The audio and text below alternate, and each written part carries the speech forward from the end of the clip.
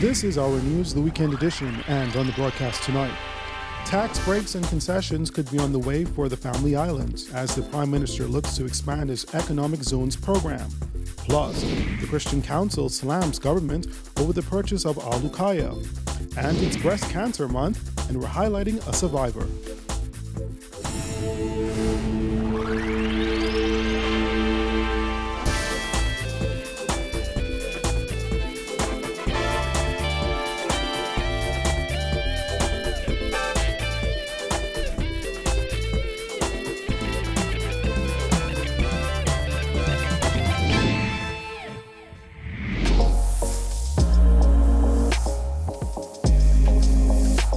Our news is brought to you by Alive.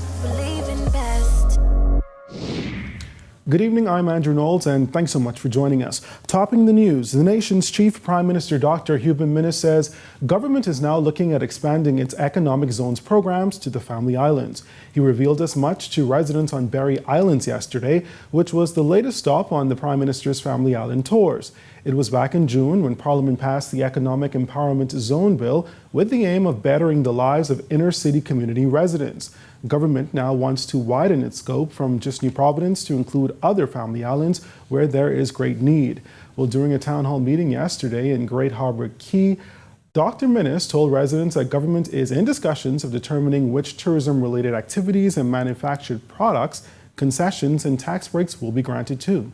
For certain areas, certain islands, we're looking at declaring them what you call an economic or tax-free zone under these conditions. And those islands or those businesses, in addition to the concessions in terms of no duty, no taxes, they would, that's excluding VAT. So I don't want to see on the press tomorrow that Minnis said there'll be no VAT. You know, they like to twist my word. And for those businesses to qualify, Dr. Minnis says they will declare that they pay no business licenses or real property tax. The Prime Minister believes it's just what's needed to stimulate the Family Island economies. You can imagine, we have some individuals who they want to construct some touristic product, let's say 50 rooms. And I've not given any definitive definition for the newspaper who's listening. I'm just giving an example. Construct 50 rooms. Or you're expanding your hotel inventory by 100 rooms. Or expanding your inventory by 150 rooms. Whatever the guidelines may be, then you will pay no business license and you will pay no real property tax in addition to the incentives. That would help create employment. That would help create business opportunities for Bahamians and investors that come in. Meantime, the Prime Minister also responding to critics over the size of his delegation on his recent trip to the United Nations General Assembly. The PM has faced heavy criticism for the delegation, which numbered nearly 20. But again, he defended the need for the large group. It is essential for you to take individuals who are going to do research. It's essential for you to take individuals who must help in the preparation. It's essential for you to have individuals who would represent you at the Foreign Affairs meeting, at the health meeting, at the investment meeting. One man cannot do it. But they say we're wasting their money. But they want me to go off and represent you as if we are some banana republic. But we are no banana republic, and we will do it right. More than 3 months after the Minnis administration implemented a 60% hike in value-added tax, President of the Bahamas Christian Council is still questioning the move. Bishop Delton Fernandez says the recent $65 million purchase of the Grand Lucayan Hotel only adds fuel to the fire, especially when the government has continued to insist there is no wiggle room financially, as it says the former administration left the cupboards bare. With more, here's Jasmine Brown.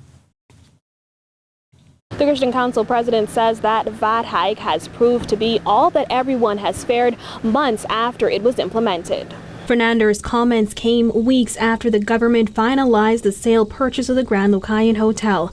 Fernando says the purchase leaves many Bahamians to question how the government can afford to purchase the hotel. What I believe has happened in that short time is the message has been challenging, that you've told us we're broke, you've told us austerity measures, but yet we spend a tremendous amount of money, and albeit to save our economy as we're being purported. But then we are challenged now to stop and think, was this to settle debt that the taxes were raised, or to put more money in the kitty so that we could have it to spend? Was the taxes raised?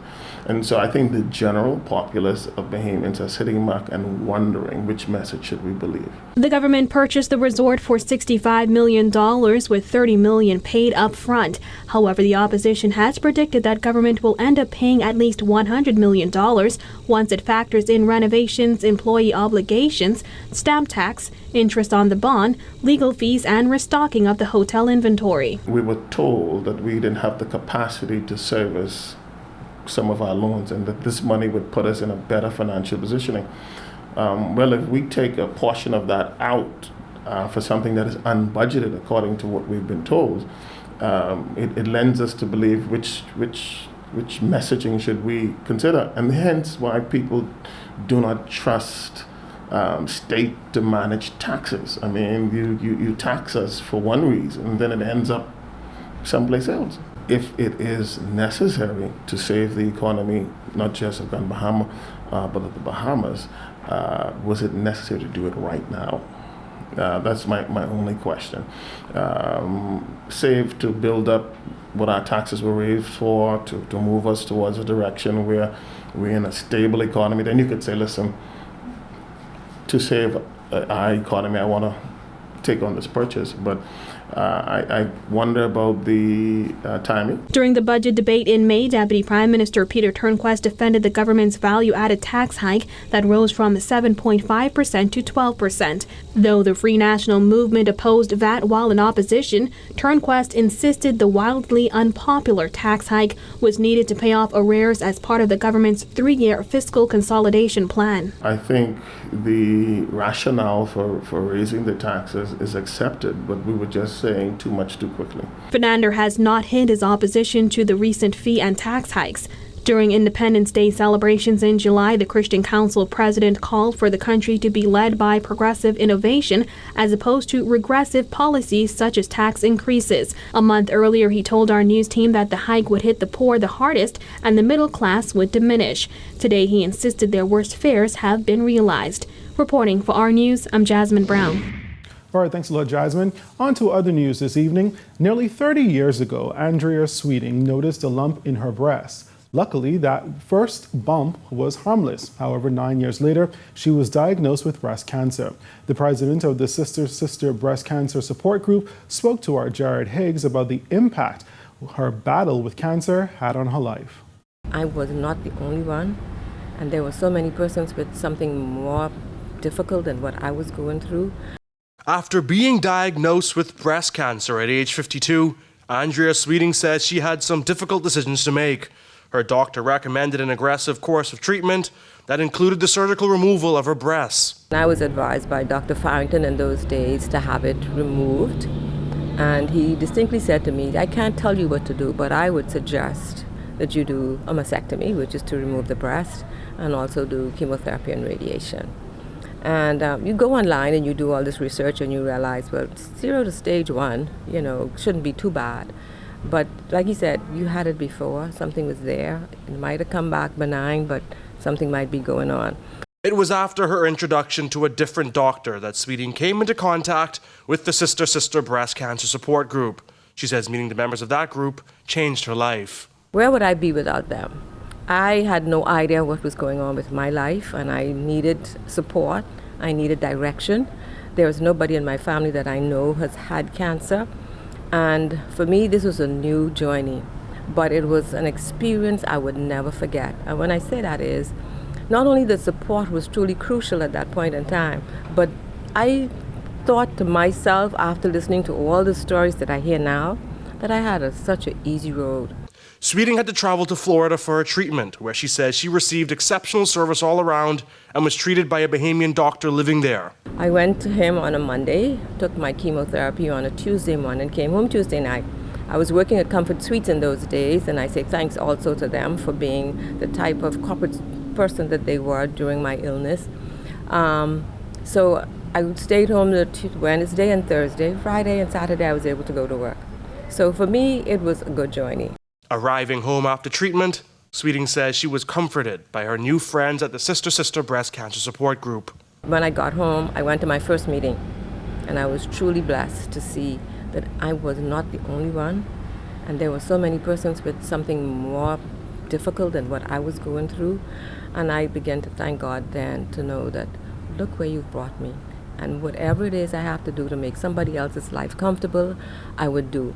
The grandmother, mother, and breast cancer awareness advocate ended up leading the organization that she says was at her side when she needed it most. I was the secretary for about 3 years. And from then to now, it's 18 years, I've been the president. And I'm truly blessed to know that, yes, we can help persons out there. They just have to have the right attitude to know that we can assist them and that God is able. That is what we want persons to realize. But support is truly crucial, regardless to what. If it's your spouse, your children, your other friends, you need them. But to know that you're speaking to someone who can hold your hand and say, okay, you can take a step now because that is going to happen. And this is what you can look forward to. That is also the best thing. The Sister Breast Cancer Support Group is holding a gala ball on October 27th at the Balmoral Club. At that event, they will auction off a 2019 Toyota Rush. Reporting for our news, I'm Jared Higgs. All right, thanks a lot, Jared. And that will bring us to our first break. But still ahead tonight, the PLP leader weighs in on Disney's proposal for development at Lighthouse Point. That story and more when our news returns.